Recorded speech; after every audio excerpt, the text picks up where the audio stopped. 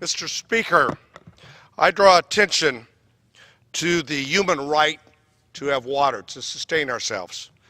Thomas Jefferson once said about this precious resource, water, that when the well's dry, we will know the worth of water. In the San Joaquin Valley, I can tell you, we know the worth of water. It is the lifeblood of our valley, communities, and our agriculture economy. We like to say where water flows, food grows. The valley is one of the most advanced agricultural regions in the world. We produce over 250 crops that provide over 50% of the United States fruits and vegetables on America's dinner table every night.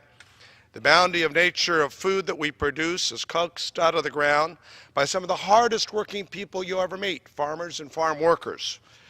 And it relies on a clean, reliable water resource.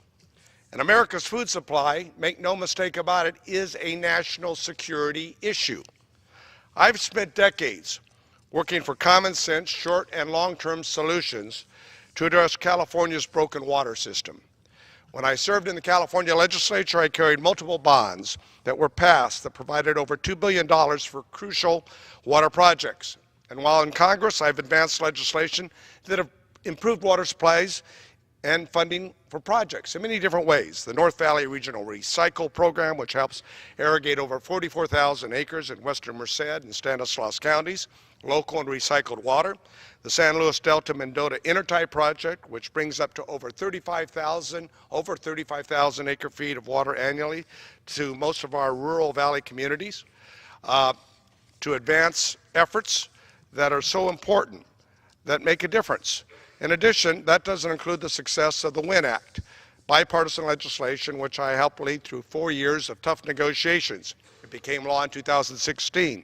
The WIN Act creates more flexibility to move water based on real-time water realities and provides authorization for $563 million in federal funds for water projects like expanding Shasta Reservoir, like raising San Luis Reservoir, and like creating Temperance Flat.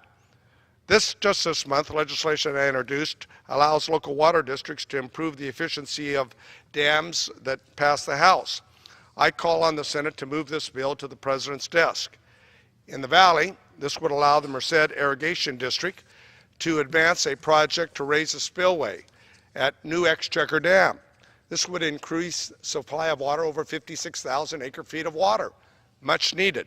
However, it seems like every time we're able to increase our drought resilience, state or federal regulators decide that they need to take more water from the valley.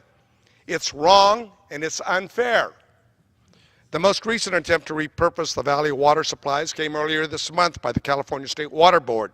Staff released the final draft of a plan that is simply unacceptable. And I must say, it's pretty easy to reallocate water when it's not your water supply. And that's what the State Board did. The plan, if adopted, will effectively double the amounts of water that must remain in the San Joaquin River tributaries.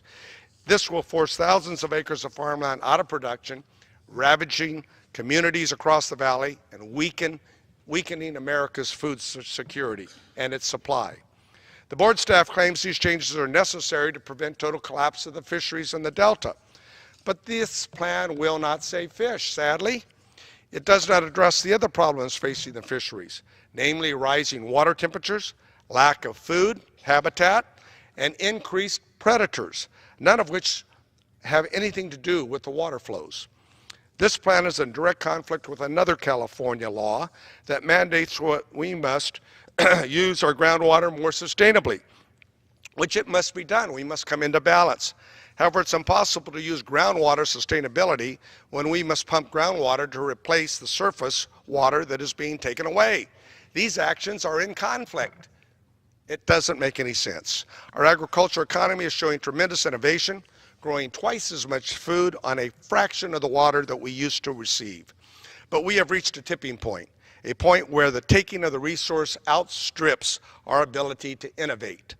Without water, we cannot feed America or maintain our quality of life, our sustenance.